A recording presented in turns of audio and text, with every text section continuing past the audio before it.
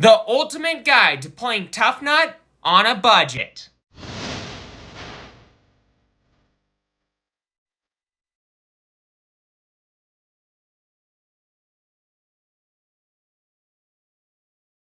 Hello and welcome to my new series of deck tech videos for Flesh and Blood, talking about a brand new hero and how to get into that hero at the most inexpensive level and then upgrade your way up to CC if you so choose to, while having competitive, fun lists to play. So, for Silver Age, a brand new format, which basically is like the Pauper version of Flesh and Blood. You get commons and rares, and you get to do a lot of fun stuff. But this format is really good and really powerful, even though it's inexpensive. It can be really powerful, even though it's inexpensive, and I love it. So if you are wanting to get into Tuffnut, you want to play Tuffnut, and you don't want to put down $100+, here's the deck for you. So Tuffnut here is a 3 intellect, 20 health revered brute hero with an instant speed ability to tap himself and pitch the top card of your deck, and if it has 6 or more power, the crowd cheers you. And whenever the crowd cheers you, you create a toughness token, which at the start of your opponent's turn pops, and the next thing that you defend with gets +1 defense. So Tuffnut is a pretty powerful card. Well, it can be. It's a pretty powerful hero. Because sure, you only have 3 cards in your hand, but you kind of get access to 4, and it can be a really defensive powerhouse. It's not like top of the tier, like most powerful decks in the universe, but it can do a lot of work, and it can still be pretty good. And, you know, it's Tuffnut. It's the good boy Tuffnut. Tuffnut. Because he's a little slow in the brain. But Tuffnut, very fun. Very good. In my opinion. Because, you know, he's good, dumb, fun. But getting into the weapon and the equipment sweep, I got Romping Club. Because we do not have access to rock or ways to abuse rock. So even if we had rock, we couldn't abuse rock, which sucks. But we'll get to that in the CC video if you want to build a CC Tuffnut video or deck eventually. But yeah, Romping Club here is a 4-power brute weapon club to attack with for 2 whole resources. And if you discard a card with 6 or more power at any point as a once per turn effect, it gets +1 power. So it could be a 2-cost, 5-powered attack. That's not going to really happen that much. But worst case scenario, if you don't have anything else to attack with, you can just pitch the top card of your deck with Tuffnut and then attack with Romping Club for 4 damage. And that, you know, can be pretty decent. And defend with all your other 3 cards, you know, in the background and all that kind of whatnot. But so, Romping Club, pretty good, pretty powerful. Then, for the equipment, I got Blade Beckoner Boots. This has Guardwell. So when you defend with this, when the combat chain closes, it gets -1 defense on it, equal to its base defense. So if it defends for 1, it gets -1 defense. If it defends for 2, it gets -2 defense. So it normally defends for 1, but it gets +1 defense while it's defending a weapon. So it can be, you know, blocking for 2, or it can block for 1. It's just a good way to kind of get a little bit of extra block, because this deck wants to block a lot. It's a very big block deck, and then just send 1 good attack to kind of still chip in damage on the opponent and force them to, you know, strip a couple of cards from their hand or take damage. It's, you know, it's pretty good. It's pretty fun. It's kind of like a fatigue deck, sort of. It's just a big old defensive deck. It's a big old wall. That's what Tuffnut is. Then there is also Hold Firm, which is a 1 block blade break arm piece. That does have pretty sweet action speed ability to pitch 3 resources, destroy it, and create 3 toughness tokens. However, you can only activate this ability if you have less life than each other hero. So that can be really good for you because, you know, defending for 3 extra on your first defense on your opponent's turn can be pretty freaking good. So Hold Firm, it can do some pretty decent work, especially if you only have 1 card in your hand and you can't really do a whole ton because you don't really want to pitch to Tuffnut for whatever reason. But yeah, Hold Firm can be a good way to kind of sink your resources into something. Then there's also Helm of Hindsight. This card later on in the game can be really good for you because you have some pretty good attacks, and they can be pretty disruptive and good and, you know, all that kind of whatnot, you know. They can be pretty sweet. and you kind of want to play him multiple times, you know, that kind of stuff. So Helm of Hindsight here could be a good way to get those attacks back. As an instant speed ability, you can spend 3 resources, destroy it, and then put target attack action cards from your graveyard on top of your deck. So you can reuse some of your most powerful cards, which is pretty sweet. But then there's also, lastly, Bark Bone Strapping. This card you can replace with Garland, Spring, or whatever it's called, because, you know, that can guarantee get you a resource, 1 single resource, and that's generally all you need. But Bark Bone Strapping can get you 3 resources, but you could also get 0 resources out of it. So it's a little bit more of a gamble. But, you know, if you want to play this card and you want to be more of a gambling man, play this. If you kind of want the just guaranteed 1 resource and not the potential to get 3, then play the Garland. But yeah, Bark Bone Strapping here is a 1-block Battle-Worn Brute Chess piece, and at an instant speed ability, you can blow it up, roll 6-sided dice, and you gain resources equal to half the number rolled, rounded down. So if you roll 1, you get 0 resources. But if you roll a 6, you get 3 resources. So you want to gamble? So yeah, Bark Bone Strapping can be pretty good, or it can be really bad. So yeah, you can kind of choose what chess piece you want or not for this guy, for this deck. But then getting to the deck itself, a lot of this deck is just yellows and blues. There's a couple of reds, they're really good reds, but a lot of the deck you're just wanting to block with. You're just wanting to just set up a wall and then just defend out as much of your opponent's swings as possible, and then do some stupid stuff later if you need to, you know, play like a decent 3 for 7 or something like that. So getting into the reds, we'll just go from reds to yellows to blues, kind of go from there. But Dig-In is our first red. We actually have the red, yellow, and blue Dig-Ins in the deck. So that's pretty cool, because they're pretty good cards. That is a 3-cost 7 attack for the red, 3-cost 6 attack for the yellow, and 3-cost 5 attack for the blue. And then this card also blocks for 3, and when it defends, you can pay up to 3 resources and create that many toughness tokens. So that can be pretty sweet, because you want a lot of toughness tokens in this deck. You want to defend a lot, so you want a lot of toughness tokens to make it easier to defend a lot, because you only get 3 cards to defend with instead of 4. Kind of sucks, but yeah, Dig-In can be pretty good for you, whether it's offensively or defensively. So that's the reason that there's a red, yellow, and blue copy of it.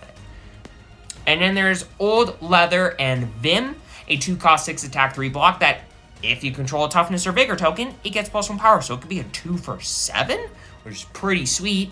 And when it hits a hero, create a toughness and a vigor token. So the main reason why this card is in the deck is when you have nothing in your hand except something like an Old Leather and Vim, well, you could pitch a card off the top of your deck with Tuffnut. Most likely it's going to be something like a yellow or a blue, you know. But for this, all you need is a yellow, because it's one of the few 2 costs in the deck. And you can just, boom, send in this for 6, sometimes 7, and then threaten a pretty sweet on-hit. So it can be pretty good for you. It could be pretty bad if, you know, all you need to do is just defend with this and you lose one of your really important attackers. But it can still be a pretty good card all around, no matter what situation you're in. But then there is Strongest Survive, a 3-cost 7 attack that is also in yellows. It's a 3-cost 6 attack, but they both block for 3, and when each of them hits a hero, they discard a card from their hand, the defending hero, unless they reveal a card from their hand with power greater than the damage dealt this way. So if this hits for 1, all they need to do is reveal something that has 2 power. But no matter what, you're either getting rid of cards from your opponent's hand or you're getting information, both of which can be really valuable to you in this deck, because the more you know about your opponent, the easier it is for you to plan out what you need to defend with and with what and all that kind of stuff. So Strongest Survive, no matter what, is generally going to be a pretty powerful card for you, whether it's defending or attacking, which is kind of what this deck wants. Everything in this deck you want to be good when it's offensive or defensive. So then Battlefront Bastion is another case of this. Sure, this only blocks for 2. Wink, wink. It doesn't really. But this 3-cost 2-pitch 6 block, I also don't have in blue. It used to be in the deck in blue. But Battlefront Bastion here, it's a 3-cost 6 attack 2-pitch 2 block. But when it defends alone, you prevent the next 1 damage that would be dealt to you this turn. So sure, it can only defend by itself, which kind of sucks, but if you're defending against, I don't know, one thing and it's a little bit bigger, but this has a ton of toughness tokens on it, and it's blocking for 5, that could be nice. But it also prevents the next 1 damage that would be dealt to you if it is defending alone. So if you're playing against an arcane damage style deck, well, you can, and it's split damage too, that's really when it sucks. Well, you can block with this for 2, and then prevent the next one, maybe a little tiny pain of arcane damage. So Battlefront Bastion all around can be pretty freaking sweet, not gonna lie. And it's really good against decks like Aurora, or wait, no, not Aurora. I can't remember what the arcane damage dealing weapon is. It comes in for 2 and it sends in an arcane damage or something like that. There's something like that. And this card's really good against something like that. So yeah, all around, Battlefront Bastion is a good card is what I'm trying to say. But then there is also Buckwild. This is a 3-cost 6 attack 2 block that if there's a card with 6 or more power in your pitch zone, it gets go again. So if you need to go wild, it could be pretty good. Otherwise, it's just a 6-powered 2-pitch card, which is really good for you because, as we have already established in this deck, pitching something with 6 or more power is good because Tuffnut cheers you. When you get cheered, you get toughness. When you get toughness, it defend better. When it defend better, it do better. When it do better, you win more. When you win more, you happy. That's kind of, I didn't do it as dumb as Tuffnut would do, but that's semi the logic that Tuffnut would use. But yeah, Buckwild can be pretty good when it needs to be offensive or defensive. Now, not as much defensive because it only blocks for 2, but if it has some toughness tokens on it, who knows? But then there's Comeback Kid. This card is pretty sweet because it can also cheer you. Or it could just be a 6 attack or a 3 block. That's what I meant in the first place. It's either a 3 for 6 or a 3 block. It pitches for 2. When it attacks you, if you have less life than them, the crowd cheers you.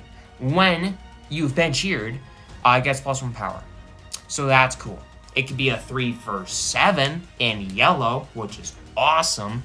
And it can get you a toughness token on the back end. And it can pitch for 2. And it can block for 3. All around good stuff. Talked about the dig-ins. Disarm is one of the better cards in this deck, in my opinion. This is a 2-pitch, 3-cost, 6 attack, 3 block that when it attacks, if you've been cheered this turn, you create a toughness token. That is awesome because it can get you toughness tokens and it can be a decent attacker. And when it defends, if it has 6 or more defense, or it has 3, so if you only need to get it up by 3, which is not as hard as you might think, but if it has 6 or more defense, the attacking hero puts a card from their hand on the bottom of their deck. They basically discard a card. That's awesome for you. That's one less card in your opponent's hand, and that is about the best disruption that this deck can get. So yeah, Disarm, pretty freaking strong. Then there's Heroic Grit, which is a 2-pitch, 2 block, revered action with go again. This is one of the few cards that you pretty much never want to block with or want to pitch. This card you only want to play. You only want to play it. You never want to see it get pitched off the top. You never want to see it blocking. It's just like you don't want this card to show up in a lot of ways, but at the same time you do because it can be really good offensively because for 0 resources, you get to create a toughness token. But more importantly, surprisingly enough, because toughness is really big as I've established, but more importantly, your next attack gets +1 power for each toughness token you control. So, it can be a really good way to close. It can be a really good way to just say, hey, I have 4 toughness tokens, and I have this old leather in Vim. Well, I'm going to play this Heroic Grit from like my arsenal or something. Then I'm going to play this old leather and Vim as the last card in my hand. Wait, I normally couldn't do that. Oh wait, yes I can with Tuffnut. I'm gonna pitch one of my many yells off the top. I make another toughness token. The Heroic Grit gets even bigger. Oh my gosh, that's 2 toughness tokens. If you've maybe created others on the back end, maybe you have more cards in hand and you have something like a Hold Firm, then you can create 3 more. All of a sudden, this is coming in for 11. Oh wait, 12 because of its own effect. That can be pretty stupid. So yeah, Heroic Grit can be a really good way to close out the game. Pretty much. That's all the card does. But then Pack Haul, I have this in yellows and in blues. But this is a 3-cost 6 attack or a 3-cost 5 attack, whether it's the yellow or the blue. They both defend for 3, and when they defend, you reveal the top of your deck. If it has 6 or more power, you put it on the top. Otherwise, you put it on the bottom. You generally always want 6s on the top. It can suck sometimes when you really want to attack, with one of your really powerful 3 costs, like a Strongest Survive, and you bottom something like a Barraging Beatdown, and it's like, oh, that was the blue. But, you still want those yellows that are always 6s, unless it's a Heroic Grit. So, sure, you might not be able to play something like a Strongest Survive, but you could just Arsenal it, and then use the yellow, and come in with something like a Romping Club, and it's not that big of a deal. It's fine, it's okay, it's gonna be okay. But yeah, Romping Club can still do a lot of work, especially considering, it can also get buffed by Heroic Grit. But yeah, Pack Call is a lot more powerful than it may seem in the deck. It's not really disruptive, but it can be really good when it defends, and it can do a lot of work for you. But then there is Strongest Survive that I've already talked about in the yellows, but then Tough Smash Up. This guy, I also have in blues. Like, the Comeback Kids, which are also in blues, and the Pack Calls, and all that kind of stuff that I've already talked about. But yeah, Tough Smash Up here is a 3-cost 6 attack, or a 3-cost 5 attack, whether it's the yellow or the blue. They both defend for 3. When it defends, you clash with the attacking hero. The winner creates a toughness token. That's awesome for you. And then you may put your revealed card on the bottom of your deck. That is also really good, because if it's something like, I don't know, a Comeback Kid, you don't need a blue, and you just want to bottom this, and you want something that has 6 power, more likely, so you can get value off a Tuffnut, and then, you can stack your deck a little bit. You can make it a little bit easier for you to get that 6-powered attack. So that can be really good for you. Otherwise, it can clash and make you toughness tokens, so that can also be really good. But then there is Barraging Beatdown. This card is actually really strong. Even though it is a no power, it is a whiff off of the Tuffnut, and it's a whiff off of clashes, it can still do a lot of work. Because it pitches for 3, it blocks for 3. It costs nothing, but this Brute action would go again. Says 1, Intimidate, and 2, your next Brute attack this turn, which, by the way, a lot of your attacks in this deck are Brute attacks, including your weapon. But, more importantly, if this attack is defended by less than 2 non-equipment cards, it gets +2 power. So it can get a little bit bigger, it can intimidate a card from your opponent's hand, and it can block for 3 and pitch for 3. All around good stuff. So yeah, this card, there's one downside to it, the fact that it doesn't have 6 power, but beyond that, it's perfect. It can disrupt, it can buff, it can pitch, it can block for 3. Good stuff. But then, continuing down the line, I have Disperse, which might look a lot like Disarm, but they're different cards, even though they look super similar. They are different, though. The art is different. But they both this one pitches for 3, blocks for 3, costs 3, only has 5 power, unfortunately, but that's a lot of the blues, unfortunately. But when it attacks, if you've been cheered this turn, you create a toughness token, just like its friend Disarm. So that's good. And when it defends, if it has 6 or more defense, like Disarm, it gets another effect. This one being the attacking hero puts a card from their arsenal on the bottom of their deck. So they kind of still discard a card, but it has to be from the arsenal, which can be a really good thing or a really bad thing. If they have nothing in the arsenal, it's a really bad thing. If they have something in the arsenal, it might just be the best card that they've got. They might have been setting that thing up for a while. You block with something like a Disperse. That, card in the arsenal couldn't do anything anymore, and it's gone. It's gone. And they never get to see it again, and you smile, and you're happy. So yeah, Disperse, really good. Can be really good. Then there's Humble Entrance. One of the ways that I am going to say that Heroic Grit can do a lot of work for you, and you don't, need to have a ton of cards to set up and use something like a Hold Firm, though if you can, great. But yeah, Heroic or Humble Entrance, this card can make a lot of toughness tokens very quick. It only blocks for 2, unfortunately, but it pitches for 3, costs nothing, as a revered action would go again, and it creates 3 toughness tokens. That is really strong. Like, really strong. So, if you need more toughness tokens, you can get more toughness tokens. If you need more toughness tokens to, make a Heroic Grit better, you can do that. Or if you need to just pitch, you can pitch too. So yeah, all around good stuff. Then lastly, there's Wrecker Romp. This is most importantly a 6-powered attacker with 3 defense and it pitches for 3. You are never going to play it. I would recommend never playing it unless you absolutely have to.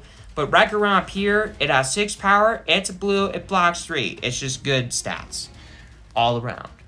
But then that's the main deck. Now there's the inventory. I got some Null Rune in the boots and the gloves, because when you're playing against arcane damage dealing decks, you do not want this, and you do not want this. Generally, you're not going to have the time to set this up, and if you do, it more than likely is going to go bad for you because you're committing a lot of resources to it, and you're making toughness tokens, which generally aren't going to really be important against, the arcane damage dealing deck anyways, unless you have heroic grits that you're drawing, and you only have 2, so I don't know. All around, gloves and boots, they're in there for a reason.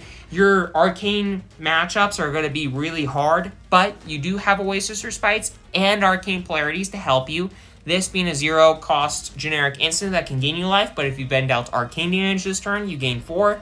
Oasis Respite being a 1-cost generic instant that can prevent the next 4 damage that will be dealt this turn to you. And if you have less life than each other hero, you gain a life.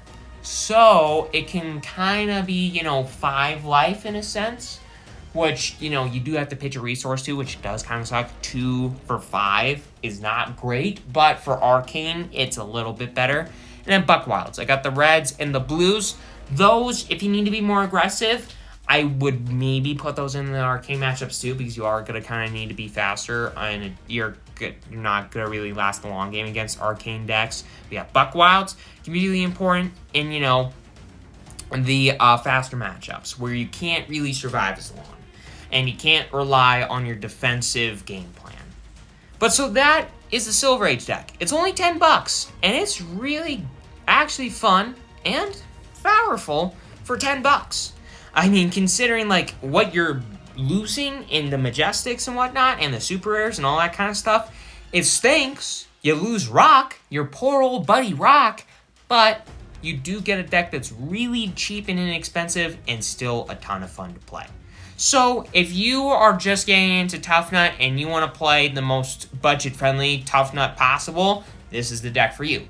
But if you want to upgrade or just play a classic constructed version of Tuffnut, still on a budget, kind of, not my kind of budget, but for CC decks, I would consider it budget, then check out this video, or not this video, this list. So this Tuffnut here is $130. That is a little bit more than the Silver Age deck, but considering that's CC, still pretty inexpensive, and you get Rock. You get the Rock. So Tuffnut, we already know what he does. We already know what he does and, all the stupid things that he does. And he's a lot better with Rock, because this 3-cost, 7-powered brute weapon that you can attack with can only be activated if you have no cards in your hand. And damage that will be dealt by Rock can't be prevented. That line of decks can actually be really important. But, well, Enigma isn't a thing anymore. If Enigma was still a thing, then Rock would be really good. But that much better. But yeah, Rock, pretty good. But you have to have no cards in your hand in order to be able to activate this thing. So how do you activate this thing? Well, you can get a couple of resources off of pitching, off the top with Tuffnut. And you do have 30 blues, so you have a 50-50 chance of getting a blue and then being able to activate said Rock.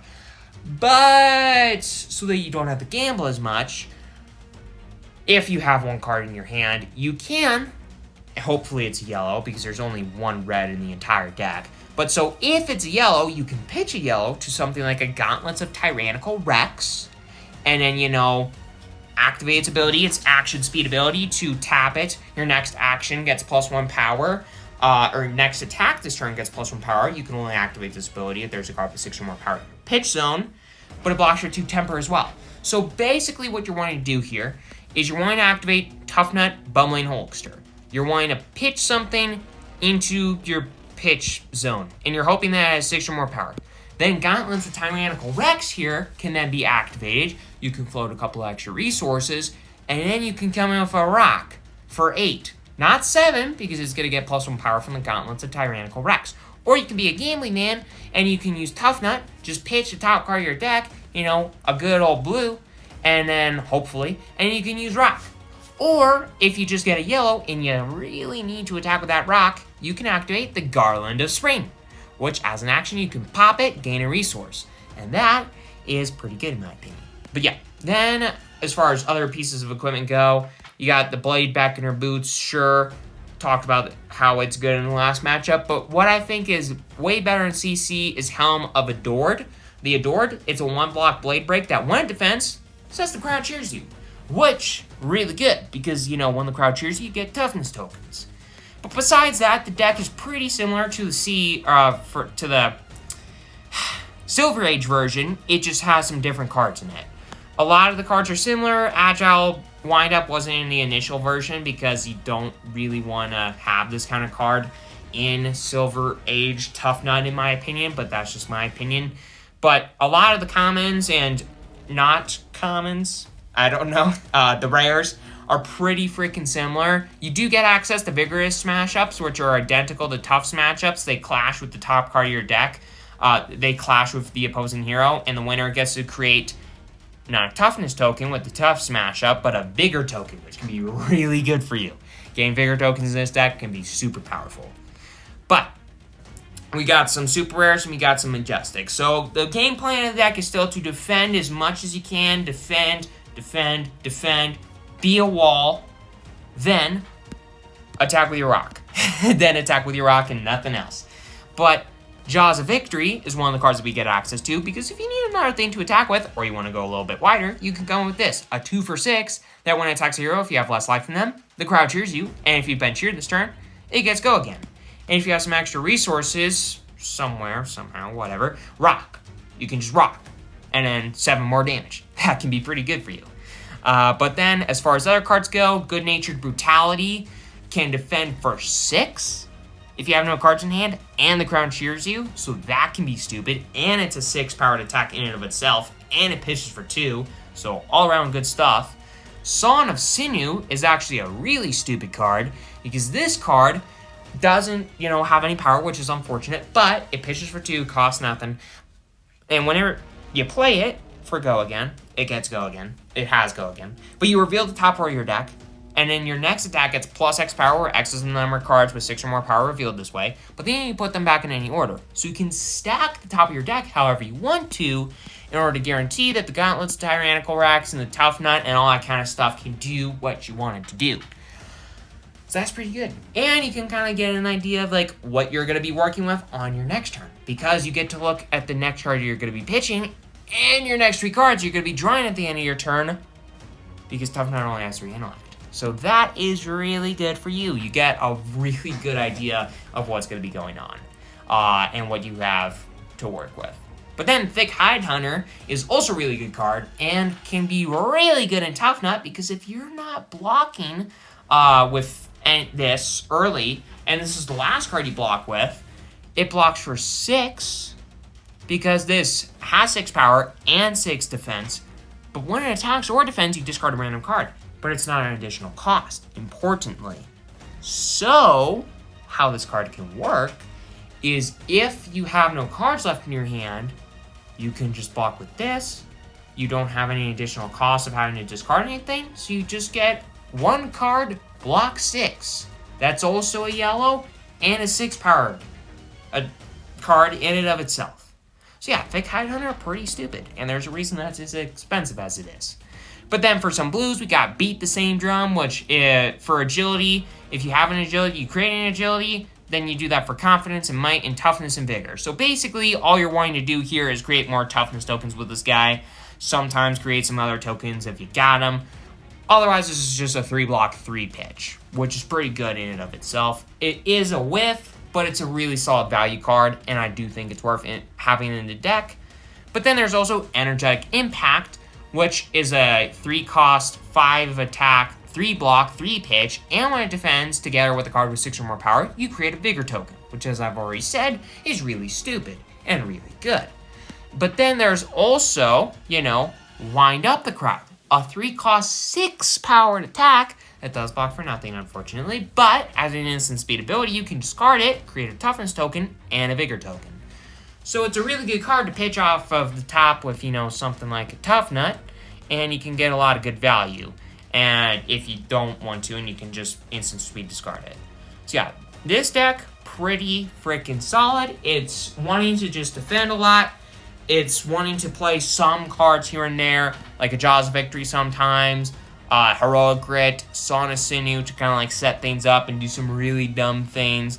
Beat the same drum to get some good value.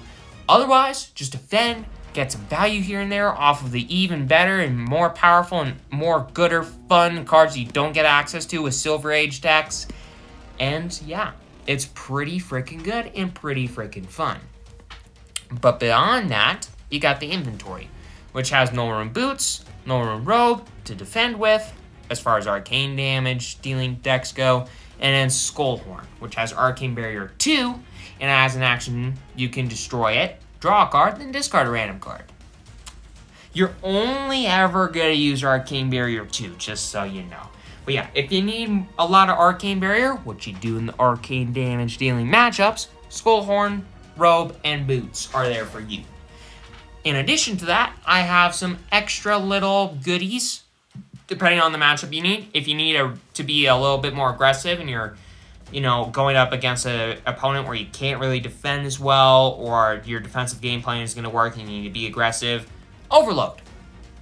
It can, go again if it hits and it has Dominate, and, it can be a good card. It can be a good card.